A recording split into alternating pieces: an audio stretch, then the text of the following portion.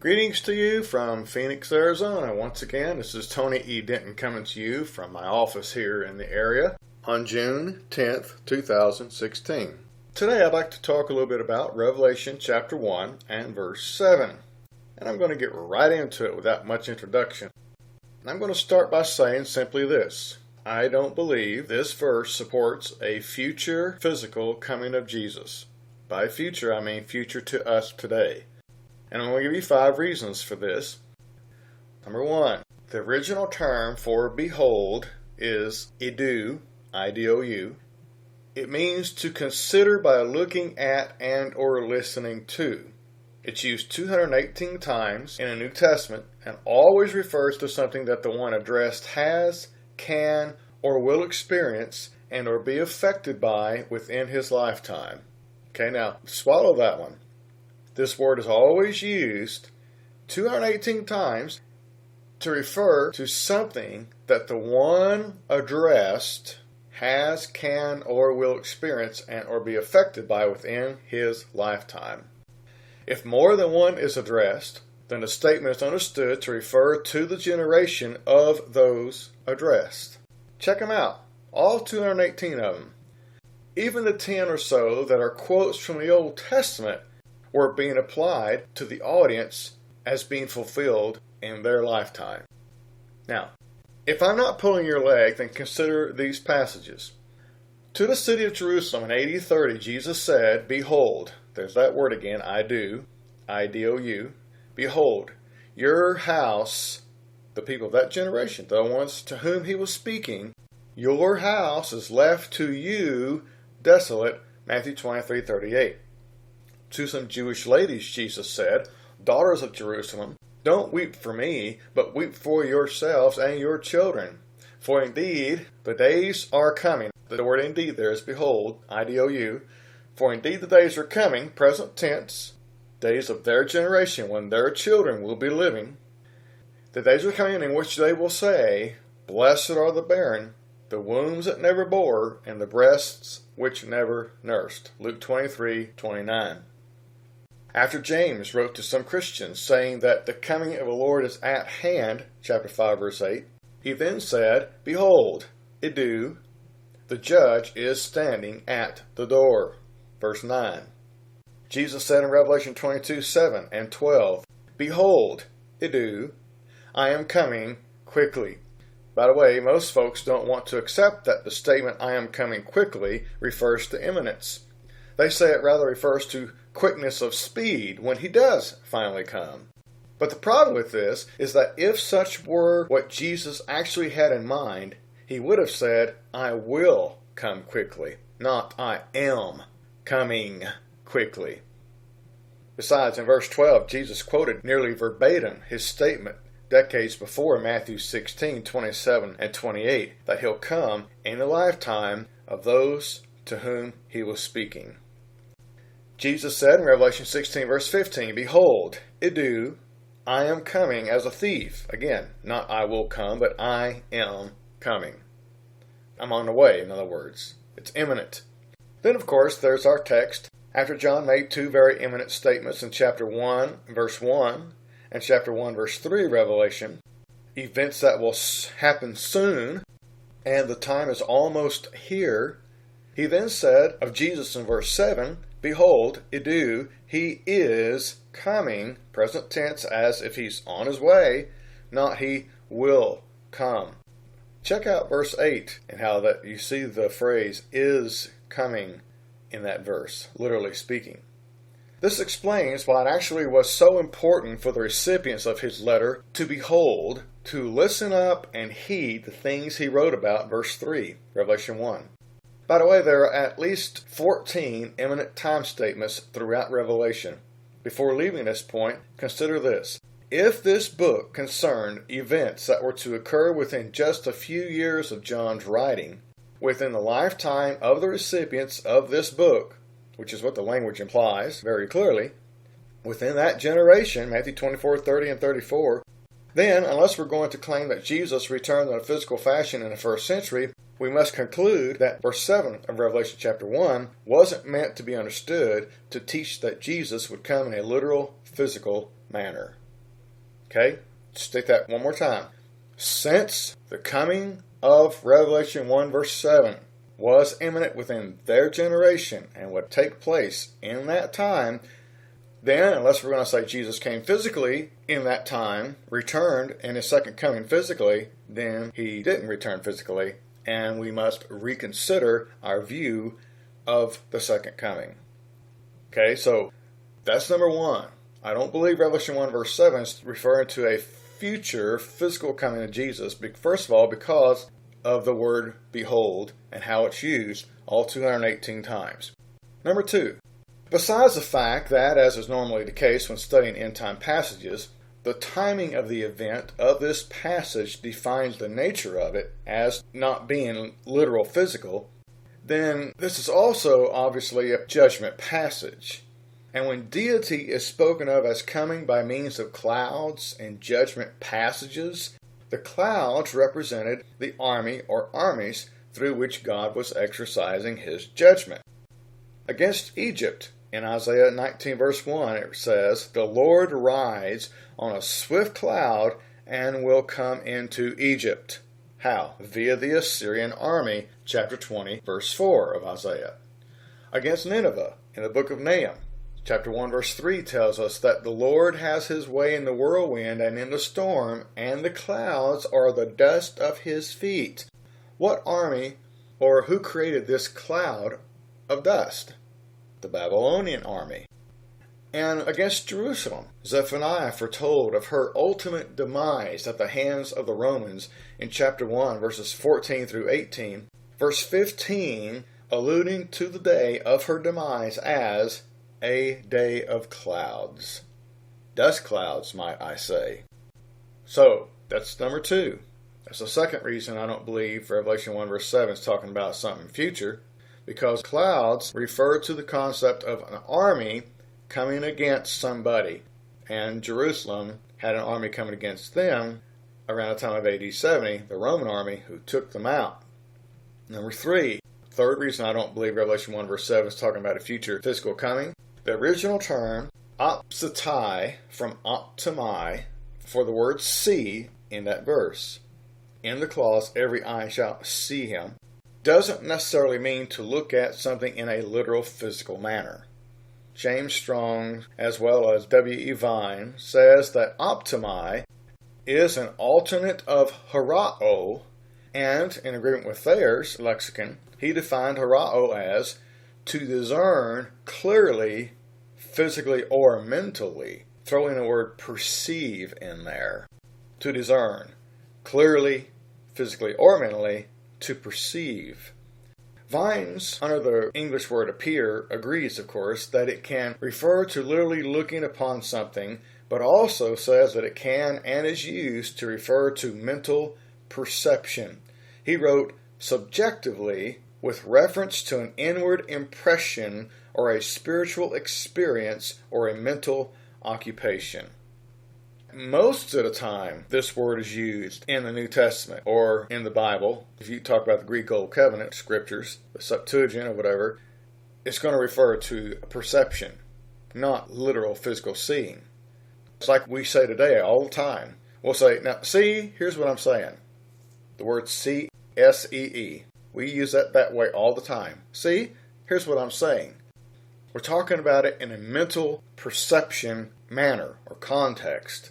That's the way it's used most of the time, and there's no reason to believe it's not used that way here when you're talking about the context of Revelation in general and even of chapter 1 itself.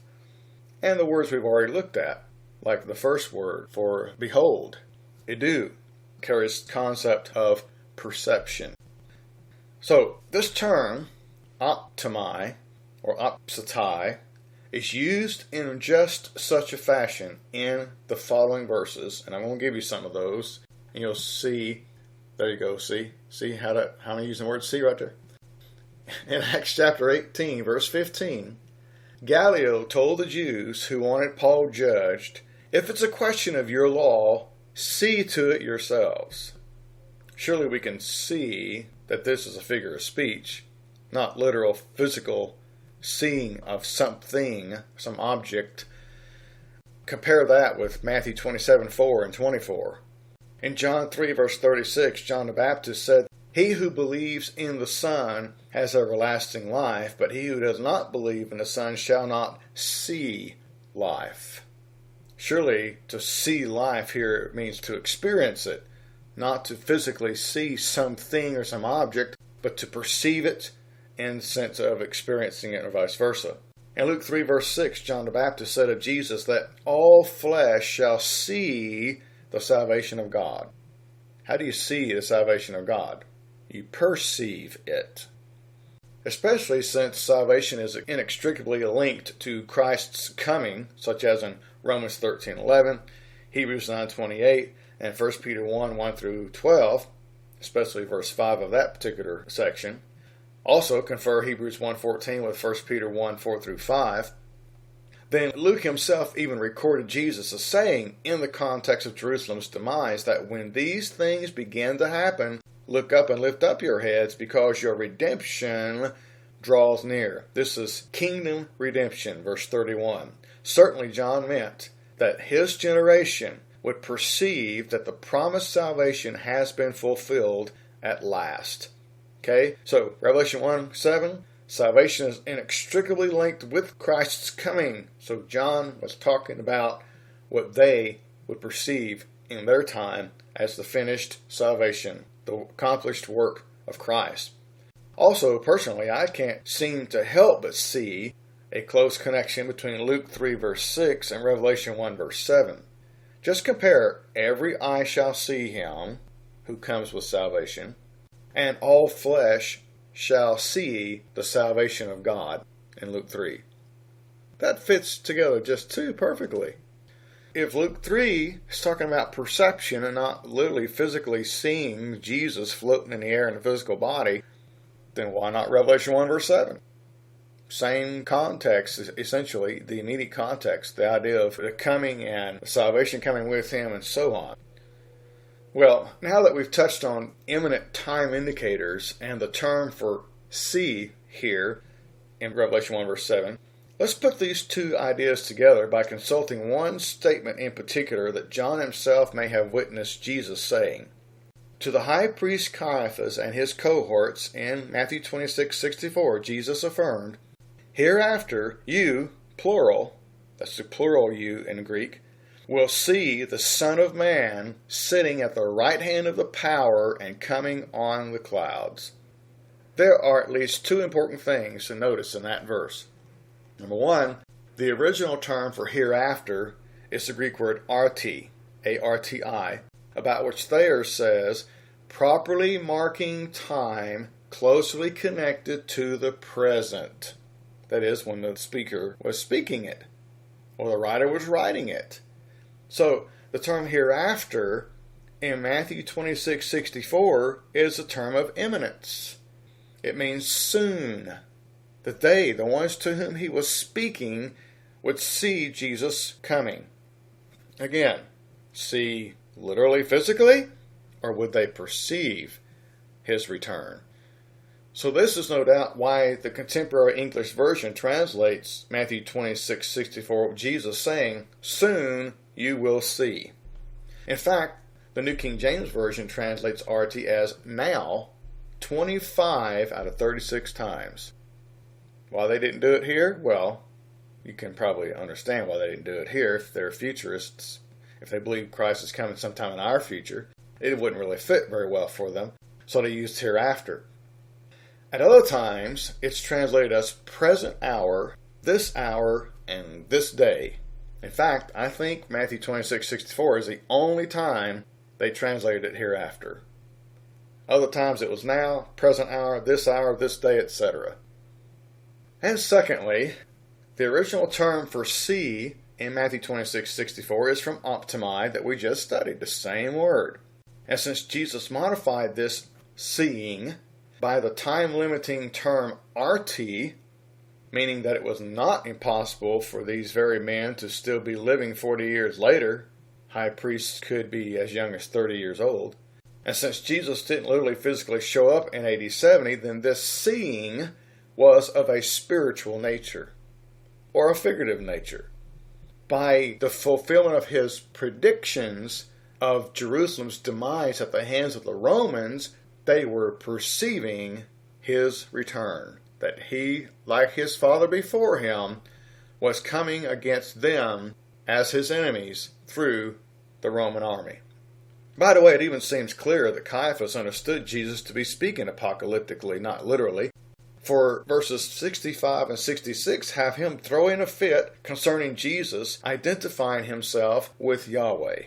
How? By his reference to having the authority and ability to orchestrate divine judgment via the nations as God had done so many times in the Old Testament. See, Caiaphas and everyone else there would know these cases very well. So they knew that God never literally physically came against cities such as Nineveh or Jerusalem, but had the capability to manipulate nation against nation, like in a chess game.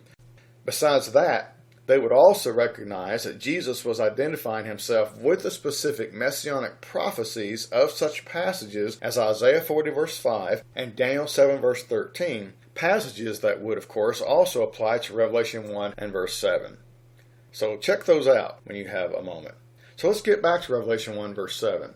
My fourth reason for not believing it is referring to a future physical coming of Christ.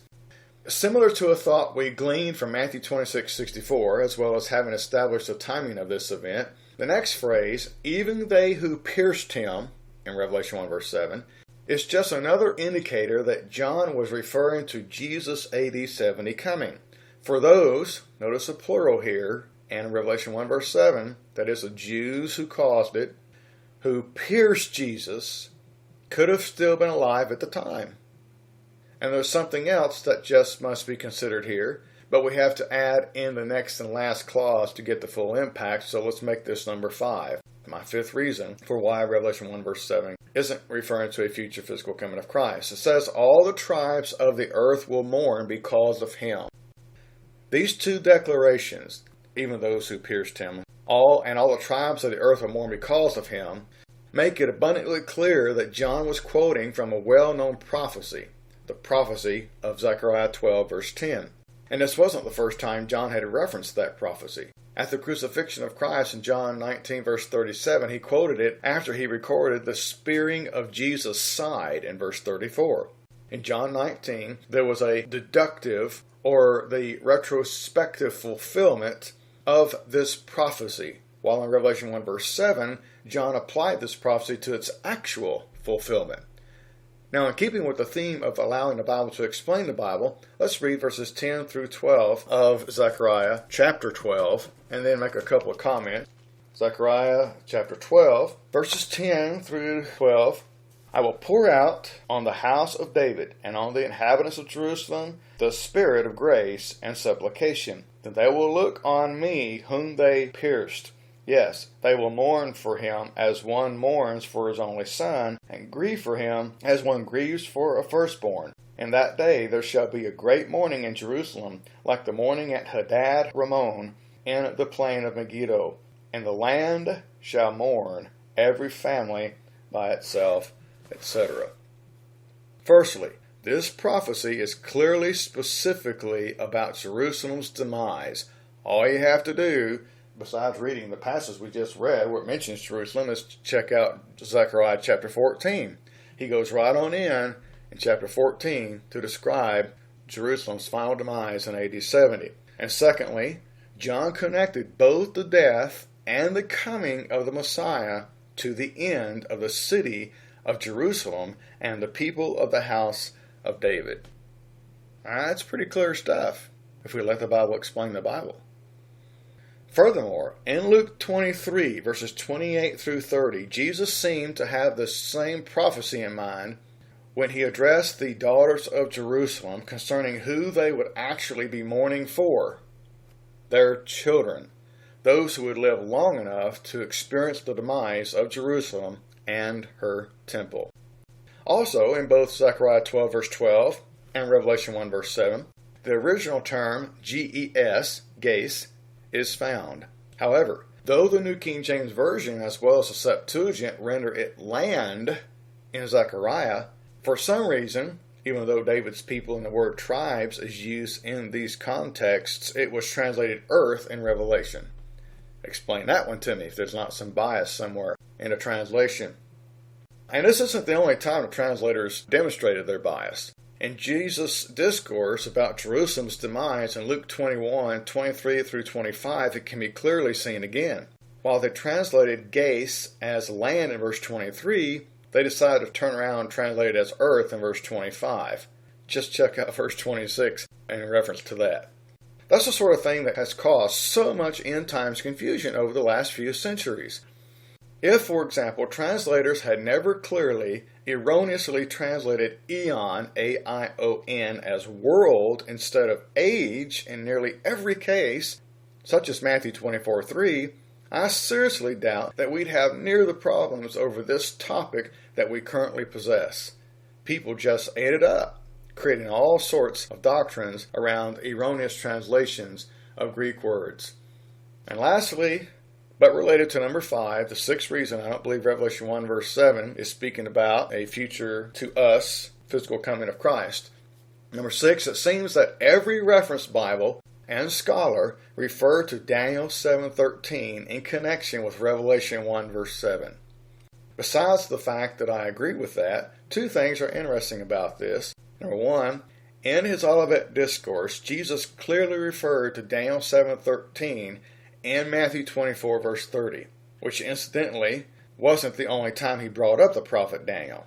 Earlier in this very context of the end of the age matters, he specifically mentioned Daniel by name in verse 15. And like Zechariah 12 and verse 10, my second point here is Daniel 7:13 through 14 is in the context of when the saints would come into possession of the kingdom in the first century. Notice what Daniel said. I was watching, and the same horn was making war against the saints and prevailing against them until the Ancient of Days came and judgment was made in favor of the saints of the Most High, and the time came for the saints to possess the kingdom. And when else would that have been except around the time of AD 70? What other time would fit that? In other words, after the war against the saints is when that was, which didn't occur just prior to Pentecost of Acts chapter 2. It didn't happen then. It could only fit AD 70. And also check out Daniel 7:23 through 27. That's an entire paragraph. So anyway, I believe one can perceive, why I don't believe Revelation 1:7 is any more of a support for a yet future coming of Christ than any other passage. Where is there a passage which, without doubt, teaches a third coming of the Son of God? If you can find that, email me, tedenton64@hotmail.com, or get a hold of me through asiteforthelord.com. If you can find a place where the Bible teaches a third coming of the Lord, please let me know. Thank you for your time as we studied Revelation chapter 1 and verse 7, and at least 6 reasons why I do not believe it refers to a future to us coming of the Lord.